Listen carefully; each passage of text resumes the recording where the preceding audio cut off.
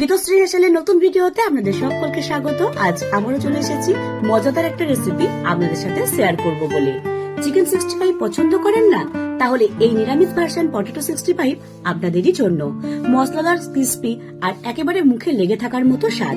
Potato 65 হলো এক ধরনের ডিপ ফ্রাইড মশলাদার আলুর রেসিপি, যা স্ন্যাক্স বা স্টার্টার হিসাবে অসাধারণ জনপ্রিয়। সহজ উপকরণ আর দুর্দান্ত স্বাদের এক অনবদ্য সংমিশ্রণ। বাচ্চা থেকে বড় সকলের খুব পছন্দের একটা রেসিপি। এছাড়াও হঠাৎ যদি বাড়িতে কোনো গেস্ট চলে আসে আর ফ্রিজে শুধুমাত্র আলু ছাড়া কিছুই না থাকে, তাহলে শুধুমাত্র আলু দিয়েই আপনারা এত সুন্দর একটা স্ন্যাক্সের রেসিপি খুব অল্প সময়ে বানিয়ে নিতে পারেন। তাই দেরি না করে চলুন আজকের রেসিপিটা শুরু করি। শুরুতেই আমি এখানে আলুর খোসা ছাড়িয়ে নিয়েছি। এবার এই আলুগুলোকে জলের মধ্যে রেখে দেব। অন্যদিকে আমি একটা গ্রেটার নিয়েছি। সব থেকে ছোট ছিদ্র যে অংশটা, সেটা দিয়েই কিন্তু আমি আলুগুলোকে একে একে গ্রেট করে নেব। আমি এখানে আলুগুলোকে গ্রেট করে নেওয়ার পর এই গ্রেট করা আলুগুলোকে জলের মধ্যে দিয়ে দেব, যাতে আলুগুলো কালচে না হয়ে যায়। আপনারা আপনাদের সুবিধার্থে জলের মধ্যেও কিন্তু সরাসরি আলুগুলোকে গ্রেট করে নিতে পারেন। এবার আলুগুলোকে পরিষ্কার করে ভালোভাবে ধুয়ে নেব। তারপর আলুর মধ্যে থাকা এক্সট্রা যে জল, সেটা দুটো হাতের সাহায্যে চেপে বার করে দেব, যাতে কোনো রকম এক্সট্রা জল না থাকে। অন্যদিকে আমি কিছু সবজি নিয়েছি, কাঁচা লঙ্কা, রসুন, ধনেপাতা, আদা আর পেঁয়াজ। এবার এগুলোকে যতটা সম্ভব ছোট ছোট করে একইভাবে কেটে নেব। এবার এই আলুর মধ্যে দিয়ে দেব সিম্পল কিছু সবজি আর মশলা। প্রথমেই দিয়ে দেব 1/3 কাপস চালের গুঁড়ো, তার সাথে অ্যাড করব 1/3 কাপস কর্নফ্লাওয়ার। স্বাদের জন্য দিয়ে দেব নুন। আমি এখানে 1 টেবিল স্পুন নুন দিয়েছি। তার সাথে দিয়ে দেব 1 চিমটি হলুদ। কালারের জন্য দিয়ে দেব 1 টেবিল স্পুন কাশ্মীরি লঙ্কার গুঁড়ো।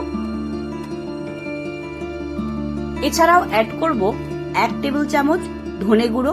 তার সাথে দিয়ে দেব 1 টেবিল চামচ জিরে গুঁড়ো। এবারটা একটু বাড়ানোর জন্য দিয়ে দেব 1 টেবিল চামচ মতো গোলমরিচের গুঁড়ো। আর একটু চটপটা বানানোর জন্য দিয়ে দেব 1 টেবিল চামচ মতো চাট মশলা। এরপর অ্যাড করব আদা কুচি, লঙ্কা কুচি আর রসুন কুচি। এর মধ্যে কোনো রকম তেল বা জল অ্যাড করব না। এবার খুব ভালো করে হাতের সাহায্যে সব সবজি এবং মশলার সাথে আলুটাকে মেখে নেব। মিনিট 2 মাখলেই দেখবেন এইরকম নরম হয়ে এসেছে। অন্যদিকে আমি একটা প্যানের মধ্যে বেশ খানিকটা সাদা তেল দিয়ে তেলটা একটু গরম হওয়া অবধি অপেক্ষা করব। তারপর তেলটা গরম হয়ে গেলে একে একে ওই মিশ্রণগুলোকে ছোট ছোট বলের আকারে তৈরি করে তেলের মধ্যে দিয়ে দেব ভেজে নেওয়ার জন্য। এই সময় গ্যাসের ফ্লেমটা অবশ্যই লো টু মিডিয়াম রাখতে হবে। 5 থেকে 6 মিনিট লো টু মিডিয়াম ফ্লেমে খুব ভালো করে ভেজে নিলে দেখবেন একটা গোল্ডেন ব্রাউন কালার চলে এসেছে।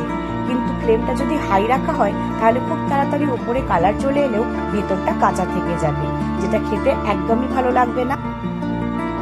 ভাজতে ভাজতে যখনই সুন্দর একটা গোল্ডেন ব্রাউন কালার চলে আসবে, এগুলোকে ভেজে তুলে একটা পাত্রের মধ্যে রেখে দেব। আমি এখানে একটা টিস্যু পেপারের মধ্যে রাখছি, যাতে এক্সট্রা অয়েলটা পুরোপুরি ভাবে টেনে নেয়। অন্যদিকে তেলের পরিমাণটা কমিয়ে তার মধ্যেই আমি প্রথমে দিয়ে দেব আগে থেকে কেটে রাখা একটা মিডিয়াম সাইজের পেঁয়াজ। পেঁয়াজটাকে আমি যতটা সম্ভব ছোট ছোট করে কুচি কুচি করে কেটে নিয়েছি। এবার গ্যাসের ফ্লেমটা লো টু মিডিয়াম রেখে কন্টিনিউ এটা নাড়তে থাকবো, যতক্ষণ না পেঁয়াজের মধ্যে একটা হালকা কালার চেঞ্জ হতে শুরু করে। যখনই পেঁয়াজটা হালকা একটু গোল্ডেন ব্রাউন হতে শুরু করবে, তার মধ্যে দিয়ে দেব আগে থেকে কেটে রাখা 4-5 কোয়া রসুন। রসুন কুচি দেওয়ার পরেই কিন্তু অ্যাড করব আদা কুচি।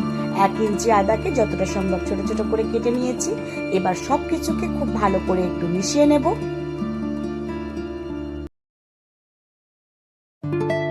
মিনিট খানেক সবজিগুলোকে একটু ভালো করে ভেজে নেওয়ার পর দিয়ে দেব 2 শুকনো লঙ্কা। তার সাথে অ্যাড করব কারি পাতা। এই রেসিপিতে কিন্তু কারি পাতার ফ্লেভারটা খুব ভালো আসে, তাই অবশ্যই কারি পাতাটা দেওয়ার চেষ্টা করবেন। কারি পাতাটা দেওয়ার পর খুব ভালো করে একটু নেড়ে নেব। কারি পাতা দেওয়ার পর মিনিট খানেক একটু নেড়ে নেব। তারপর দিয়ে দেব সিম্পল কিছু মশলা। প্রথমেই দিয়ে দেব 1 টেবিল স্পুন মতো কাশ্মীরি লঙ্কার গুঁড়ো, 1 চিমটি নুন, 1 চিমটি হলুদ। এবার এই মশলাগুলোকে বাকি সবজির সাথে খুব ভালো করে একটু মিশিয়ে নেব।